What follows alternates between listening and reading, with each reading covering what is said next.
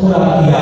ایک عطائے میں سے ایک ہمارے طلباء میں سے گواہ ہے. تیسرا مقصد وَيُعَلِّمُهُمُ الْكِتَابَ، کس طرح وہ کتاب اللہ کی تعلیم دیتے ہوئے اور اپنی زندگی کو کتاب اللہ اور سنت رسول اللہ صلی اللہ علیہ وسلم کے مطابق گزارتے ہوئے دنیا سے رخصت ہوئے. حدیث پر آپ نے سمجھا تھا مقصد حکمت اور دانائی یہ ختم تھی حضرت مولانا فضل الرحیم صاحب شفیع رحمۃ اللہ علیہ. تمام جامعہ کے امور کو دانائی سے چلانا، یہاں تک کہ وہ چیئرمین متحدہ علماء بورڈ تھے تو اس وقت آپ کی اطلاع کے لیے عرض کر رہا ہوں کہ حضرت نے تمام مکاتب فکر میں بڑی حکمت اور دانائی سے سارے اخلاقی اصول ضابطہ تیار کر لیا تھا اور اس پر تمام مکاتب کے دستخط کے دستخط ہو چکے ہوئے تھے اور صرف دیوان میں بطور قانون کے پیش ہونا باقی رہ گیا تھا. یہ حضرت مولانا فضل الرحیم صاحب چیئرمین متحدہ علماء بورڈ ہونے کی حیثیت سے انہوں نے تمام مکاتب فکر کو ضابطۂ اخلاق پر متفق کر لیا تھا. یہ ان کی حکمت اور دانائی تھی.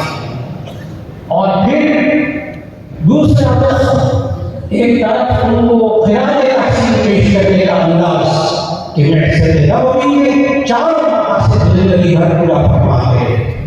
اور پھر آج دستار وزیر آپ کے سر پر آپ کو بھی وہ ذمہ داری سے سلوک کر کے گئے ہیں کہ اپنی ساری زندگی محسن نبوی کے ان 4 مقاصد کو پورا کرنے میں لگا دیجیے گا.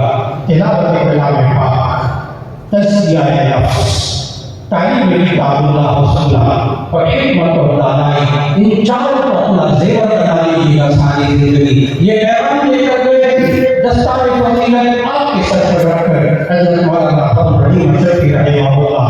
اور پھر اس کے ساتھ عزیز علماء طلباء آج رفاق المدارس العربیہ اس کی پوری ٹیم صدر رفاق سے لے کر اور ایک طالب علم تک، ایک مسعود تک، ایک ناظرین تک، سارے محسن نبوی کے ان 4 مقاصد کو پورا کرنے میں لگے ہوئے ہیں. یہی مدارس سے تلاوت کلام پاک سکھا رہے ہیں. ان کا امتحان رفاق المدارس العربیہ نے کہا.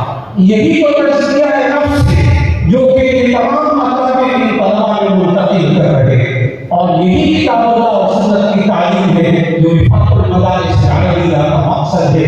یہی حکمت و دانائی ہے جو رفاق المدارس العربیہ منتقل کر رہا ہے. اللہ رب العزت آپ سب کو یہ 4 مقاصد اور ہم سب کو یہ 4